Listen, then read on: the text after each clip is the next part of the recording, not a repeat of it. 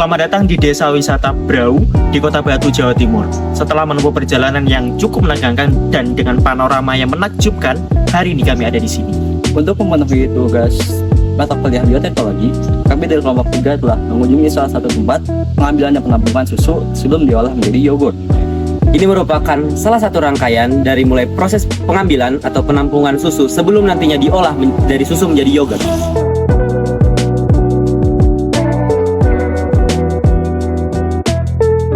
Halo semuanya, perkenalkan nama saya Nugra Fari Farula Mamuda. Bioteknologi itu JOS! Nama aku Faiz Sultan Afradizi. Bioteknologi itu fantastiko.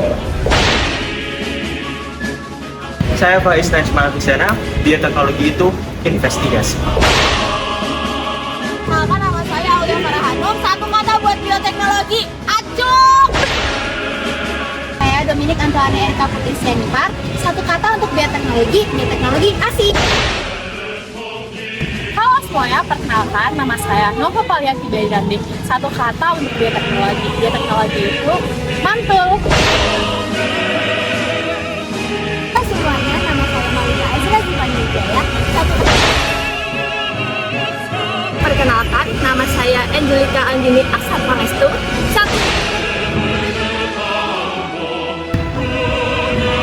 Halo, saya Razen Adha Rahmadia. Bioteknologi itu mengesankan.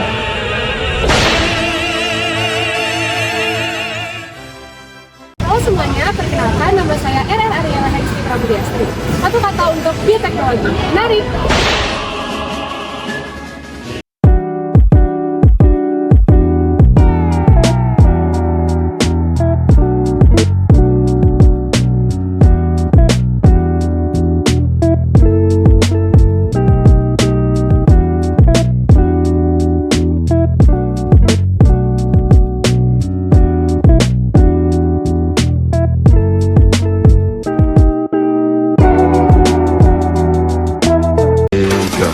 Susu semangatku!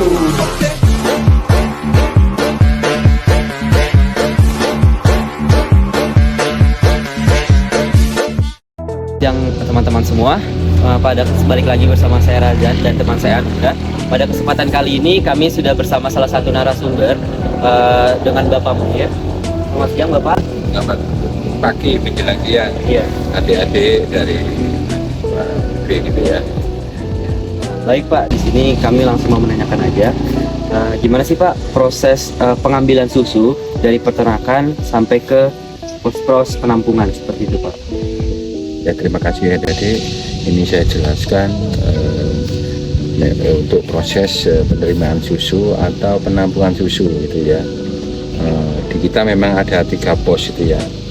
Di bawah itu pos utama yang ada mesin pendingin susunya. Selain itu ada pos 2 dan pos 3. Makanya di depan ini ada kebun ya. Ini yang biasa kita pakai untuk ambil susu dari peternak yang jauh. Jadi kalau peternak yang dekat atau di sekitaran sini itu diantar ke pos tampungan sini. Tapi yang agak jauh itu kita fasilitasi, kita bantu untuk kita ngambil ke sana. Kami ngambil ke lokasi. Ya, di situ ada mobil pickup 2, yang satu itu pakai tangki kapasitas 1000 liter, terus kita sambil sama satunya lagi pakai mogen. Terus Pak, di posko pertama itu kan pendinginannya kan Pak? Ya. Pendinginan itu tujuannya buat apa ya Pak? Jadi salah satu tujuan proses pendinginan yaitu untuk menahan perkembangan bakteri. Karena apa? Memang susu ini juga rawan terjadinya kerusakan. Jadi salah satu cara untuk mengantisipasi biar susu itu tidak mudah rusak, makanya harus segera masuk mesin pendingin susu. Jadi rata-rata suhu susu dari peternak atau dari ternaknya itu kan masih kisaran 32-33 derajat. Nah, makanya harus segera dimasukkan pendingin susu. Di situ sampai mencapai suhu sekitar 2 derajat. Baru memang kita juga SOP dari pabrik itu ya suhu itu yang kita kirimkan itu maksimal 5 derajat. Nah biasanya susu kita susu yang kita kirimkan itu ya kita setting di suhu 2 derajat. Terus Pak, pengambilan susunya itu di waktu pemerasan susunya itu di waktu kapan aja ya Pak? Jadi untuk proses pengambilan susu atau setoran susu dari anggota dari peternak itu sehari 2 kali. Jadi kalau pagi itu proses penampungan di sini ya jam 6 sampai jam 8.30. Terus sore hari itu antara jam 16.30 atau jam setengah 5 sore sampai selesai. Selesai menjelang maghrib atau selesai sebelum isya itu juga. Baik Pak, terus kan pasti di tiap peternakan itu ada kotoran sapi. Itu kira-kira kotoran sapinya itu di kemana ya Pak? Atau limbah-limbah yang ada di situ di kemana? Kalau di sini sudah mulai kita kembangkan proses pemanfaatan limbahnya. Di sini ada beberapa, yaitu dalam arti kita dimanfaatkan untuk biogas. Di sini di sekitar ada 35 titik reaktor biogas. Jadi di situ ada yang untuk 2 kakak, ada yang 3 kakak, ada yang 5 kakak, sesuai dengan kapasitas digester yang ada. Sebenarnya ini juga sangat bagus program pemanfaatan kotoran sapi karena apa? Secara nggak langsung dengan memanfaatkan kotoran sapi ini jadi mengurangi ketergantungan sama gas alam. Makanya kayak kemarin itu kalau di tempat lain mungkin ada yang orang kebingungan langka gas alam itu ya, LPG itu, kalau di kita aman-aman aja. Gitu. Karena memang kita juga enggak terlalu menggantungkan untuk kebutuhan di dapur ini sama gas alam. Jadi untuk kebutuhan dapur ini cukup disuplai, bahkan ini lebih ya dari memakai atau menggunakan biogas ini. Terus mungkin misalkan tadi alat biogas itu kan menggunakan alat digester ya Pak. Iya. Mungkin bisa dijelasin Pak, digester itu apa buat teman-teman yang belum mengetahui.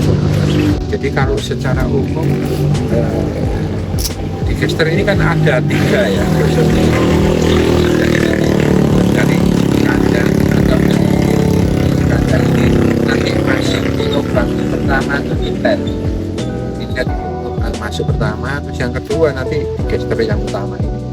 Di situ nanti memang ada proses fermentasi. Jadi kotoran sapi ini secara nggak langsung di sini nanti ada penguraian bakteri itu sampai memisahkan antara gas metan sama yang gas cair tadi. Jadi gas metan ini nanti berupa jadi biogas tadi, jadi gas ini. Nah yang gas cairnya nanti jadi pupuk padat, pupuk cair maupun pupuk padat.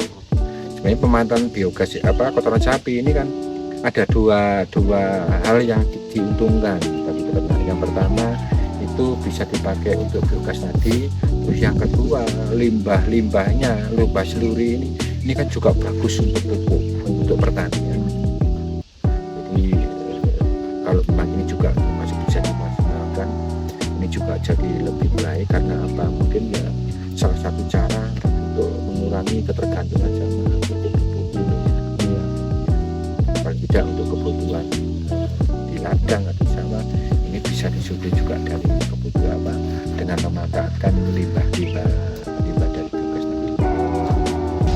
Selanjutnya itu Pak, kalau menentuin kualitas susu yang baik atau enggak itu lihat dari apa ya? Sebenarnya salah satu ya itu ada yang menggunakan alat, ada yang memang kita sendiri memang ada pengetahuan di sana. Terus secara pengetahuan di sana kita melihat susu yang kualitas bagus saja atau enggak itu sudah paham. Paling tidak dilihat dari kekentalannya, terus juga dari rasanya, terus dari yang dari kita. Selain itu juga ada alat-alat ya macam-macam alat. Dan kalau di bawah tadi itu menggunakan GPG tiga jenis. Alat ini namanya lactodensimeter, itu untuk melihat kualitas susu. Salah satu cara untuk membuat susu dengan menggunakan lactodensimeter. Cukup baik, mungkin itu saja Pak yang kita tanyakan. Semoga dari proses wawancara ini teman-teman yang melihat bisa mengetahui gitu proses dari pemerahan susu sampai nanti proses pengolahan susu. Semoga teman-teman yang menonton video ini juga dapat manfaatnya juga. Mungkin itu aja yang bisa kami sampaikan. Terima kasih.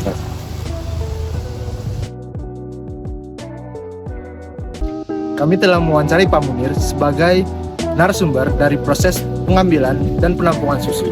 Selanjutnya kami akan mewawancari Ibu Lydia, Flamboyan Kota Batu, yogurt bersama teman-teman lain.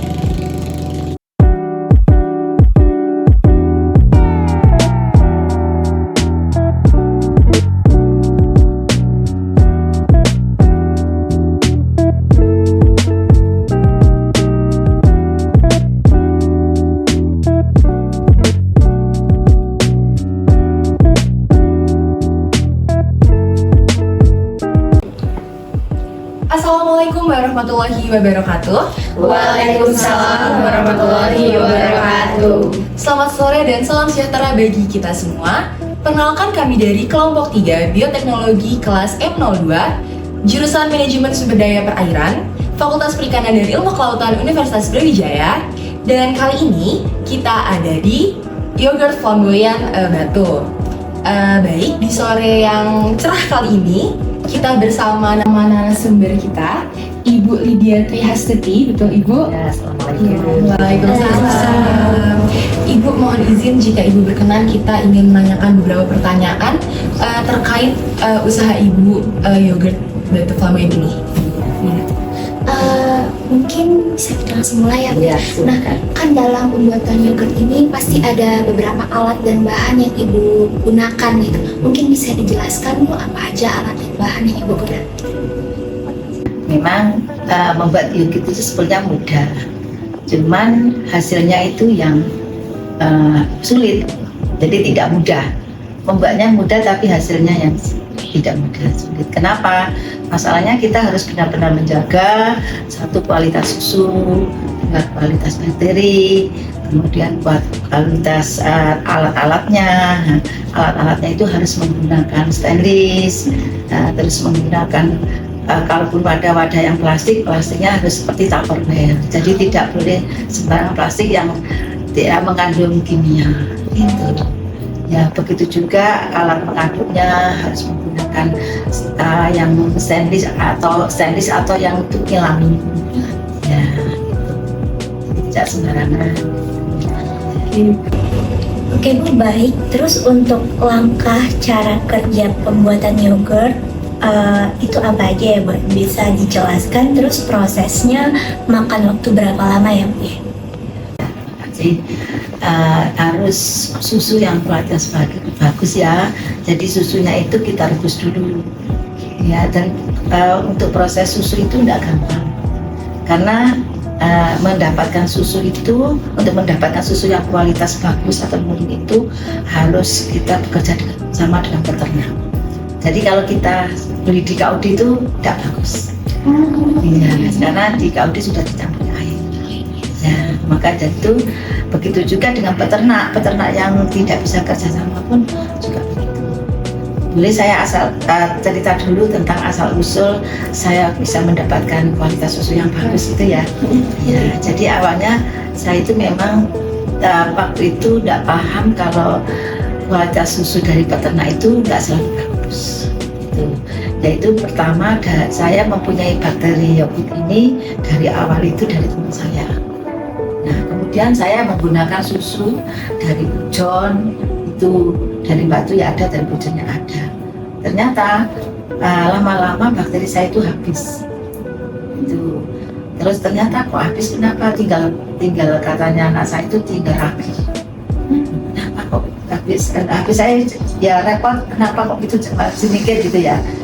Kok bisa habis ya gitu.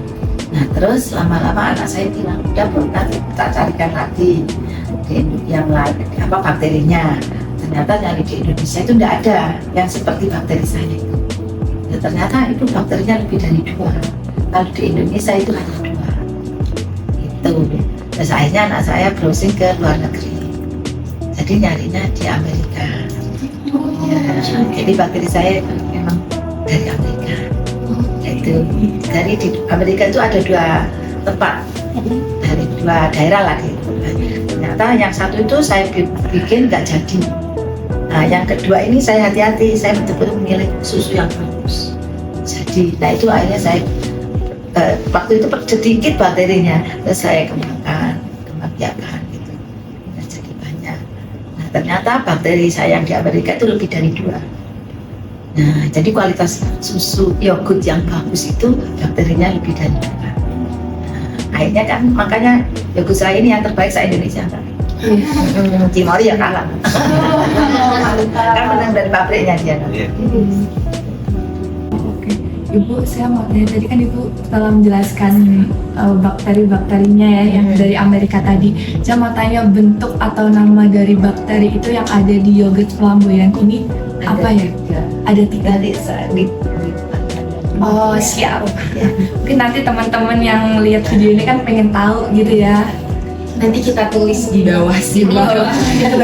Ibu izin bertanya, peranan bioteknologi dalam pembuatan yogurt ini seperti apa ya Bu? Kenapa? Peranan bioteknologi dalam pembuatan yogurt itu seperti apa ya? Kalau peranan itu sih sebetulnya kalau yogurt itu sebaiknya memang dibuat seperti alam. Ya, jangan pakai mesin, jangan pakai itu. Karena kan kita harus memperhatikan bakterinya kan hidup. Jadi kalau dia terus-terusan pakai mesin kan otomatis kan ya mungkin bakterinya stres.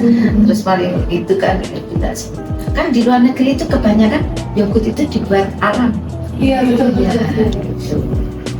Dan juga kualitas sapi di luar negeri itu bagus. Sapi itu kan dilepas, tidak di kandang, jadi tidak ada sapi yang stres.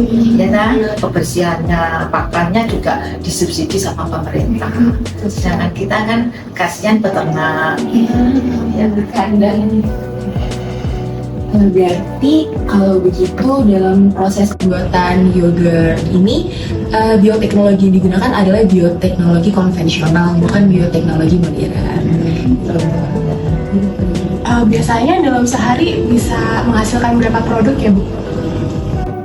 bisa tergantung pada susu, bisa 200. Kalau tergantung pada bakterinya ya. Kemampuan bakteri saya bisa sampai 500 liter. Iya. Cuman kita karena karyawan juga mulai sedikit karena setelah pandemi terus banyak lagi kan saya kan nggak memasarkan di outlet ya, terus juga di tempat-tempat pusat oleh-oleh karena saya menjaga kualitas. Jadi kalau di tempat biasanya dijual di tempat-tempat itu penyimpanannya itu sembarangan. Kalau di reseller saya bisa kasih tolong penyimpan karena saya nggak pakai pengawet alam.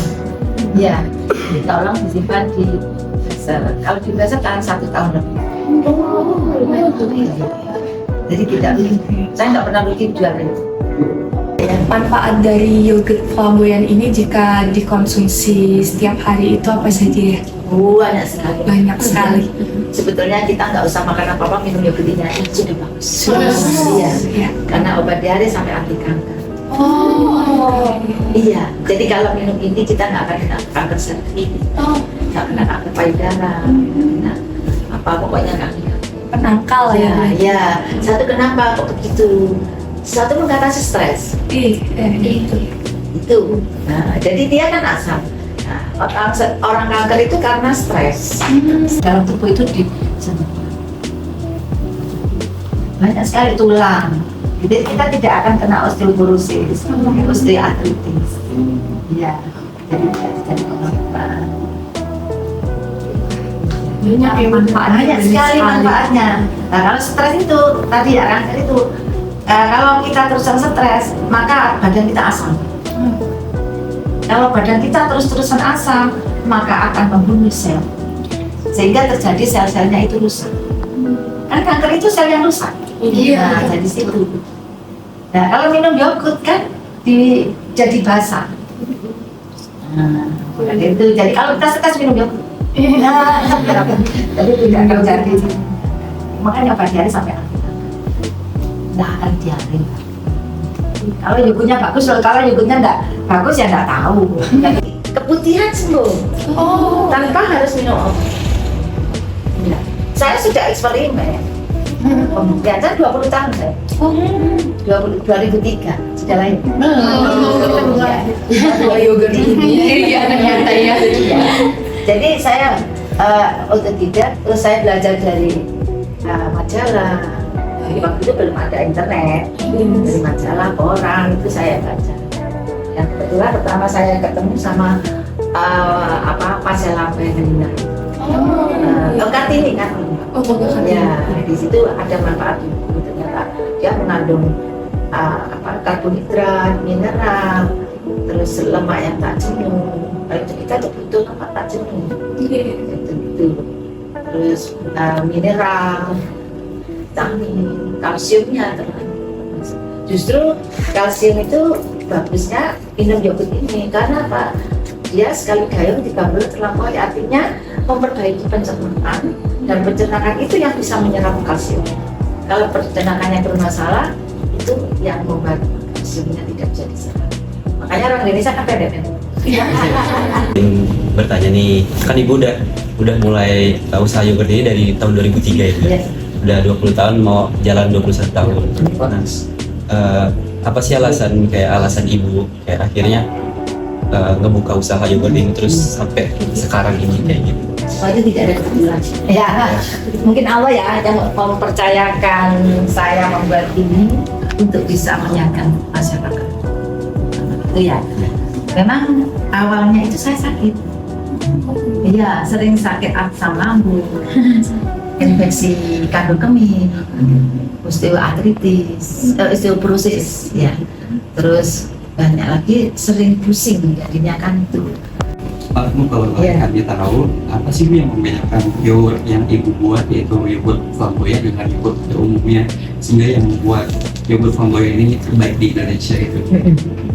Dari yaitu di kualitas susu. Masnya kalau nyicipin, yogurt saya lembut. Kalau yang lain itu seperti batu keras, es batu keras, ada terus serat-seratnya. Kalau ini dan rasanya juga enak karena tidak terlalu kecut, juga tidak terlalu manis lah pokoknya. Itu yang mudah. Kenapa saya bilang yang terbaik ya se-Indonesia? Waktu itu kami diajak Nasdem itu peduli UKM, ya kan? Terus diseleksi per kota, ya.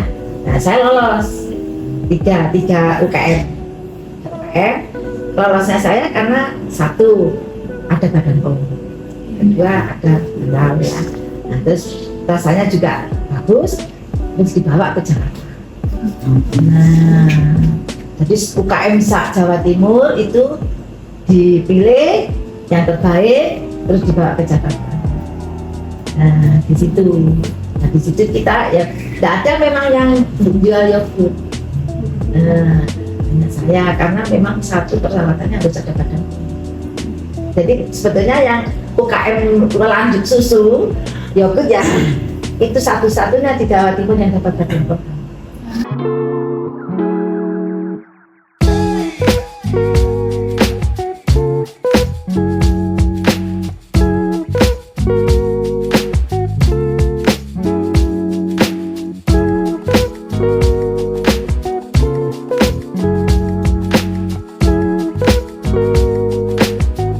Wawancara dari kelompok 3 Bioteknologi M02 pada kesempatan kali ini. Kami ucapkan terima kasih kepada Ibu Lydia Tiastuti atas kesempatannya. Jangan lupa ya teman-teman untuk beli yogurt flamboyan Batu. Wassalamualaikum warahmatullahi wabarakatuh.